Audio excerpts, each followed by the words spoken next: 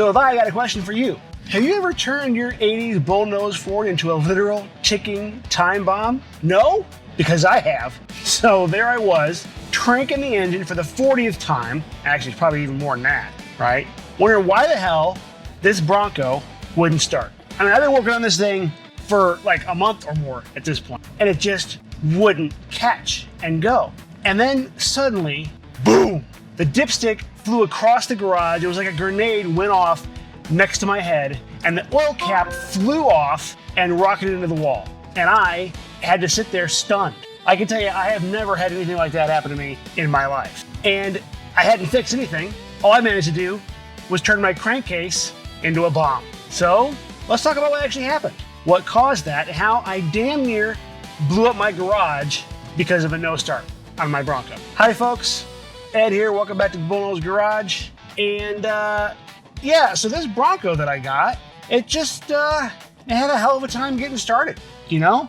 When I first got it, the guy I bought it from had a little bottle, like a Pepsi bottle, that he was fuel in, and he put it inside the engine bay, and he had it running directly to the fuel pump, which then of course went to the carburetor, and it would run, right? And he's like, oh yeah, see, it runs. Okay, I mean, you know. Now I had no idea why there was a Pepsi bottle and not going all the way back to the gas tank. So I figured maybe there was a fuel filter issue, like an inline filter, or a fuel line issue. Maybe the gas tank had some issues or something. So if you look back in my videos, you'll see that I replaced the gas tank. Well, I replaced it. I cleaned it out and put it back in. And so after I did that, I tried to start it, and nothing. There was fuel pumping. Like I got fuel out of the fuel pump, so I know that wasn't an issue. Of course, I verified that I had spark. Right, that wasn't an issue. Obviously, air wasn't an issue because you're just gulping it from the air. So I didn't know what was going on and why it wouldn't start. I was assuming that because I had just worked on the fuel system and the fuel tank and added some new filters and that kind of stuff, that it had to be something to do with that, right? Because generally you work on something like that and all of a sudden it doesn't start anymore. That's something that you did. But man, I worked on this thing for like every weekend for a month trying to figure out why it wouldn't start. And I checked spark and I checked fuel and I checked, you know, I got down to where I was checking ignition timing and turning the distributor and trying to figure out, you know, making sure I changed the spark plug wires. I changed all the spark plugs, even cracked one. And so I had to change that one twice. And no matter what I did, it would crank.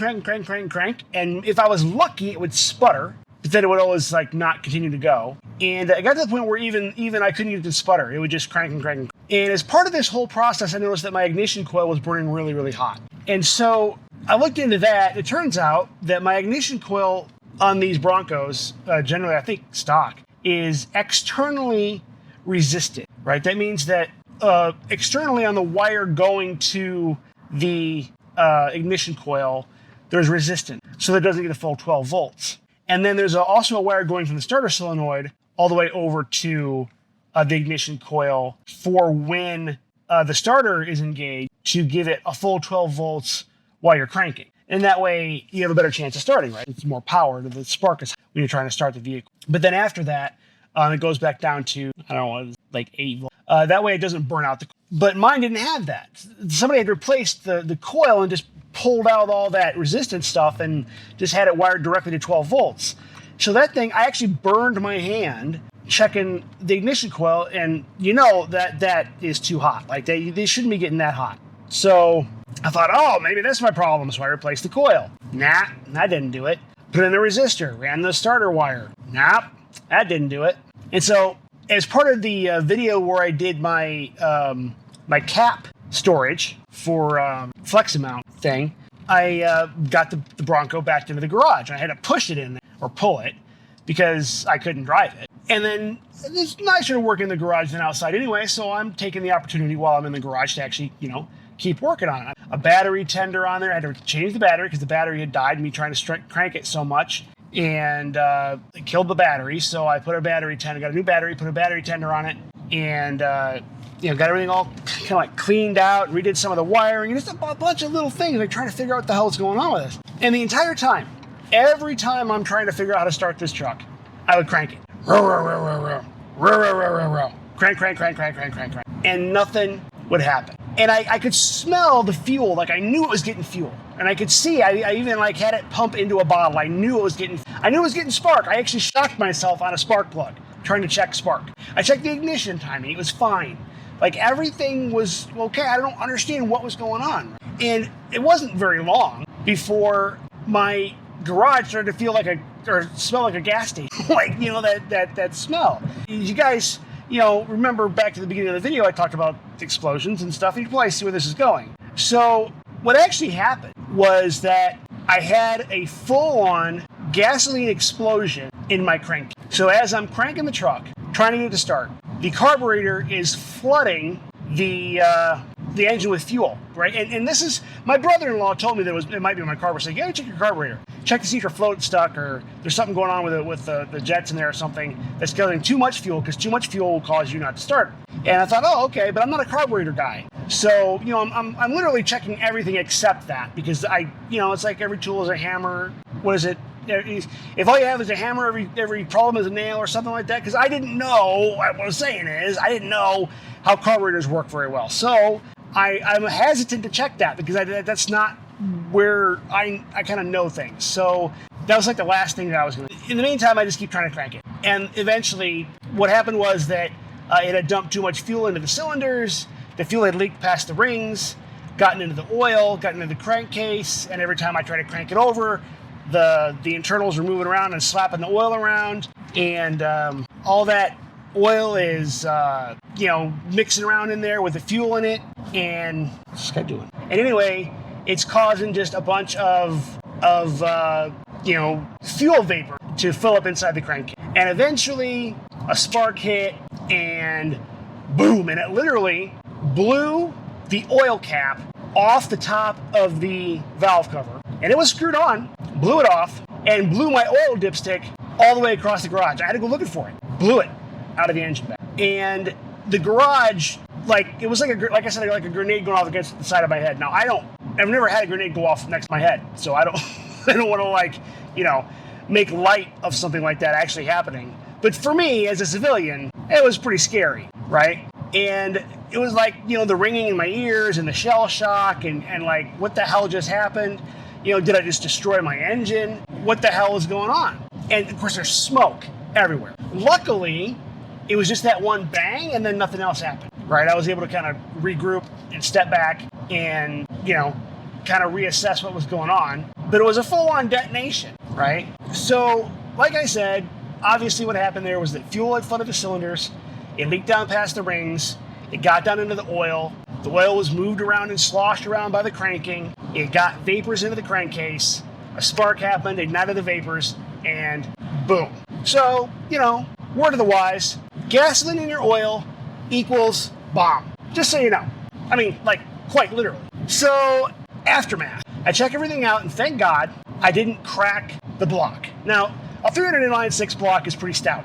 So, chances of cracking it or not, there was a pretty big explosion. At least it felt like it was to me. So I didn't crack the block, and I didn't blow any freeze plugs, so that's good. But I did pretty much hose my oil pan gasket, and I also blew a seal around where the dipstick goes into the oil pan. So what that means is I'm just going to replace the oil pan, and it's going to be a pain in the ass, but I'm going to do it anyway. Now, I know that it's not as simple as just dropping the pan and putting a new one in. I've got to remove some stuff and do some actual work. It's a several-hour job to do that, so that's being on the back burner for now. But yeah, and you know what? Here's the takeaway though. I can drive the truck. So just like my brother-in-law told me, it was the carburetor. I think something in there was stuck, and it was putting too much fuel in the cylinders, and that's what it caused the issue. And once I got a new carburetor in there, it's a Thunder Mingo, whichever one it is, just like I got in the F-150. I got a video about that too.